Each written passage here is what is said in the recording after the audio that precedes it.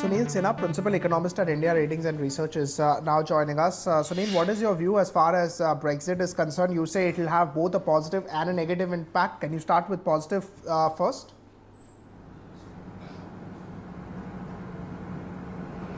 Well, I mean, obviously, any event that is there will have both its pluses and minuses. I mean, so far as Brexit is concerned, I mean, at a more macro level, if I look at it, obviously growth will be overall the adverse impact on the global growth, which simply means that the commodity prices will remain soft.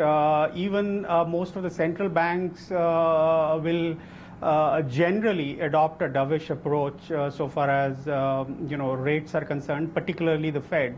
So these are in a way positive for India. However, when one looks at the kind of turmoil that is going to be there in the global financial market, that will certainly impact the capital inflow into the economy. So to that extent, it is negative. And also, if overall growth, global growth doesn't pick up, then exports, which are in any case down and out, will remain in that kind of a mode for a prolonged period of time. So there are both pluses and minuses.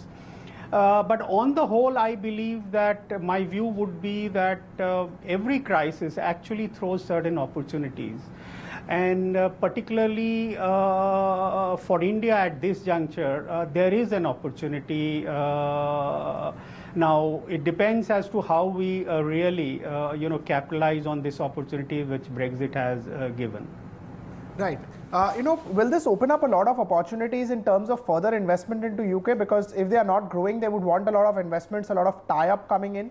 Will that be a big opportunity for Indians? Because that is overall, our connection with UK has been quite strong for a lot of time.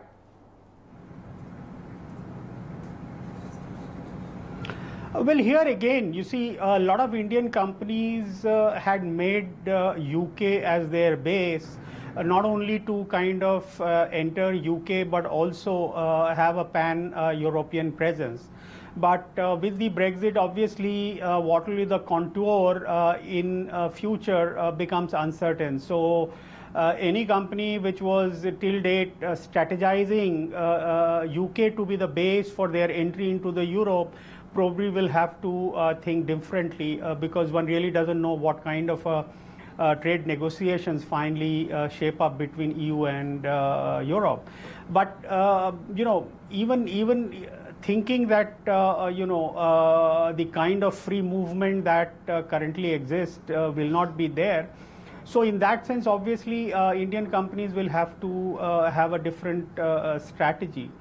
But I mean, if I look at this whole issue from a different perspective, as to what does it mean for, say, Indian economy, of course, there are a downside, but the pluses are that if we can get some of the things going, then in this global scenario where most of the economies are down and out, and we in any case have been billed as one of the fastest growing large economy in the world, say we get some of our acts together in terms of getting the GST off the block, then getting a new governor in place which will further enhance the confidence of the global financial market. I mean, if we get some of these things right, perhaps, I mean, even though the turmoil will be there in the global market, but my own sense is that we will eventually be, one of those,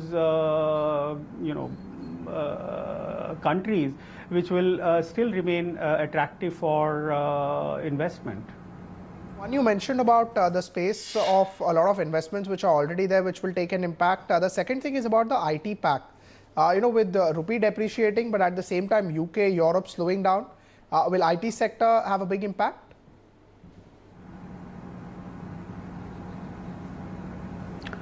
Well, certainly. I mean, because I guess post 2008 global crisis, most of our IT and IT related services were very, very US centric. Since then, and obviously the IT/ITES services, when they realize that in this kind of a global turmoil, the better strategy is to diversify and look for other markets.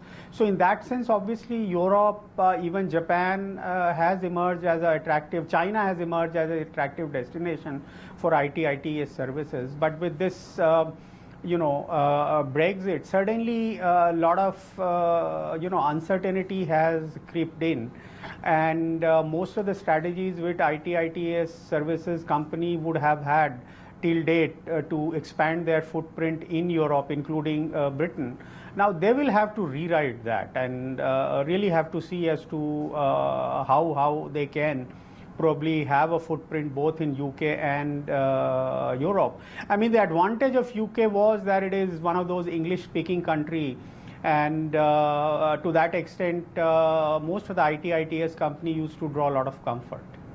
Right. Overall, as far as rupee is concerned, what is your target? And with Brexit coming in, do you expect depreciation would happen faster?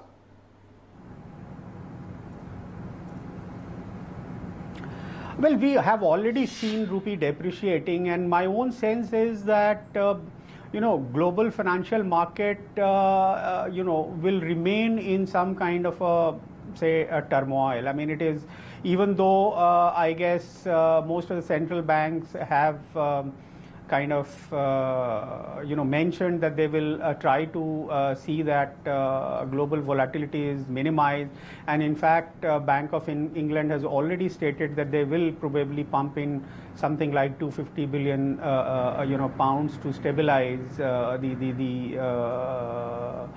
financial market.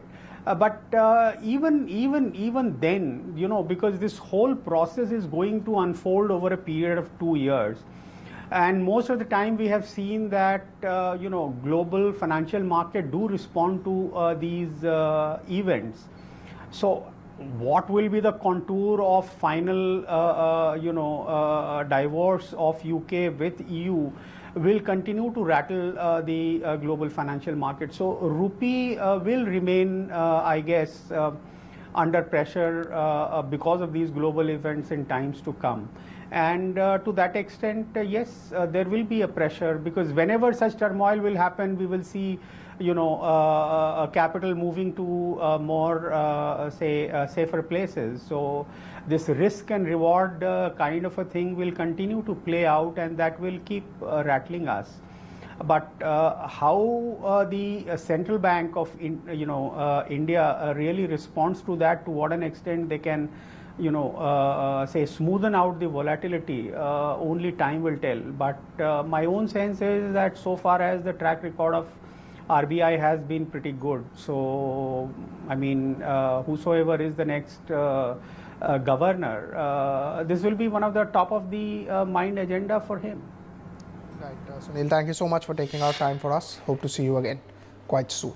As far as markets are concerned, really no change. Or if you pull up Nifty, there's not even a 1 to 2 point change on the Nifty. Absolutely flat. Looks to be a very, very muted sort of a day so far. Taking a break.